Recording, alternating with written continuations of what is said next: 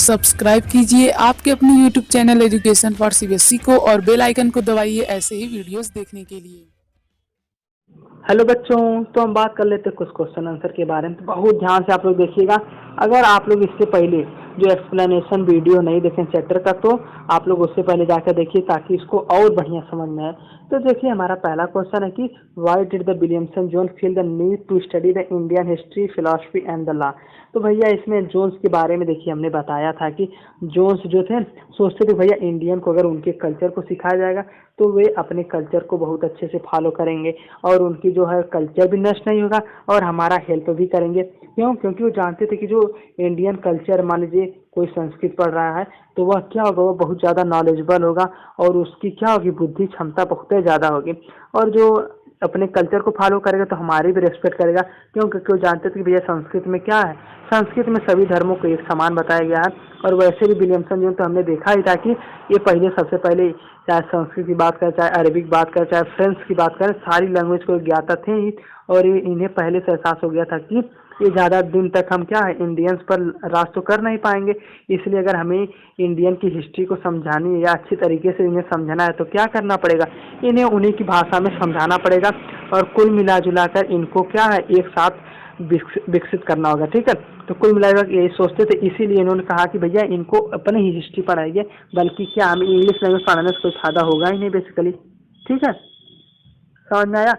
तो अगला हम बात करते हैं, why did the James Mill and Thomas Macaulay think that European education system was essential in India.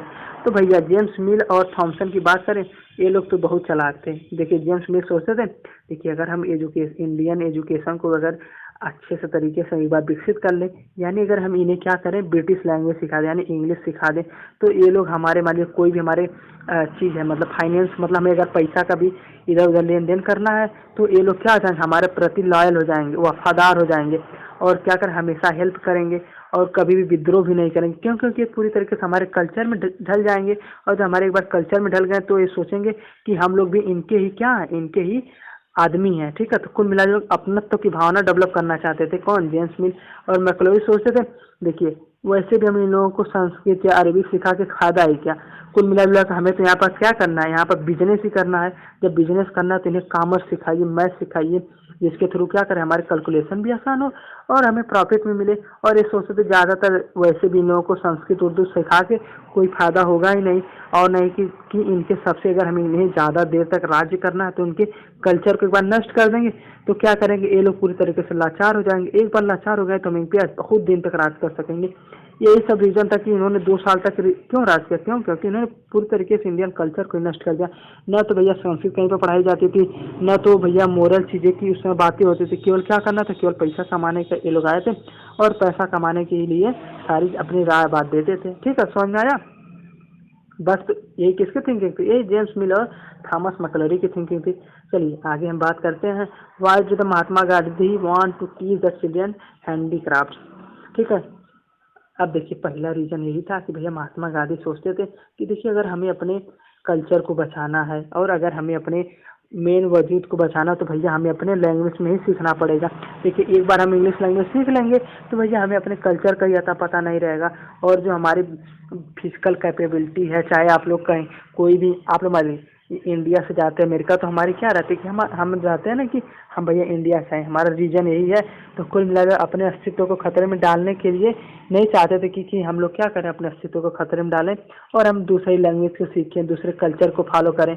तो कुल मिलाकर और हैंडीक्राफ्ट को इसलिए सिखाना चाहते थे ताकि ये लोग भी अपने क्या करें, अपने कामों को अच्छे तरीके से कर लें। और कहीं पर मान बिजनेस करना है या तो कहीं पर एजुकेशन पढ़ाना भी है तो पढ़ा लें और अपने दैनिक जीवन को क्या करें, अच्छे तरीके से पालन करें। ठीक है, इसलिए लोग हैंडीक्राफ्ट को भी सिखाना चाहते हैं ताकि वो अपने दैनिक जीवन में ज़्यादा परेशान ना हो।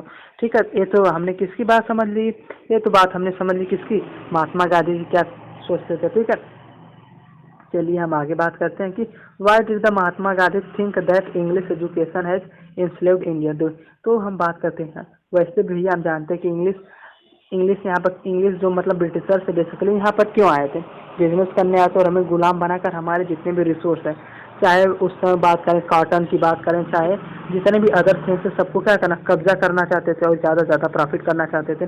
तो मेन रीज़न देखिए अगर किसी भी अगर आपको भी अगर किसी के ऊपर रूल करना, सबसे पहले उसको क्या समाप्त करिए, आपके उसकी एक बार कल्चर को प्रभावित कर देंगे तो वह पूरी तरीके से आपका गुलाम हो जाए। ये लोग वही मालिक सोचते थे कि सबसे पहले भैया क्या किया जाए, उनके कल्चर को नष्ट कर दिया जाए, उनको दूसरी चीज़ें सिखा, जैसे अपना एक बार कल्चर सिखा देंगे तो हमारे प्रति क्या हो जाएंगे, लॉयल हो जाएंगे, कभी गद्दारी नहीं करेंगे और कुल मिलाकर विद्रोह करते हैं उनके मन में सोचेंगे नहीं और ये सोचेंगे कि भैया ब्रिटिशर और इंडियंस क्या है, आपस में भाई भाई हैं, तो काम इनका आसानी हो गया। तो कुल मिला जुलाकर इंग्लिश लोगों की यही थी और क्या था कि इंडियंस को बेसिकली गुलाम बनाए। तो बस इसी क्वेश्चन को हमने 3 क्वेश्चन में डिस्कस कर लिया।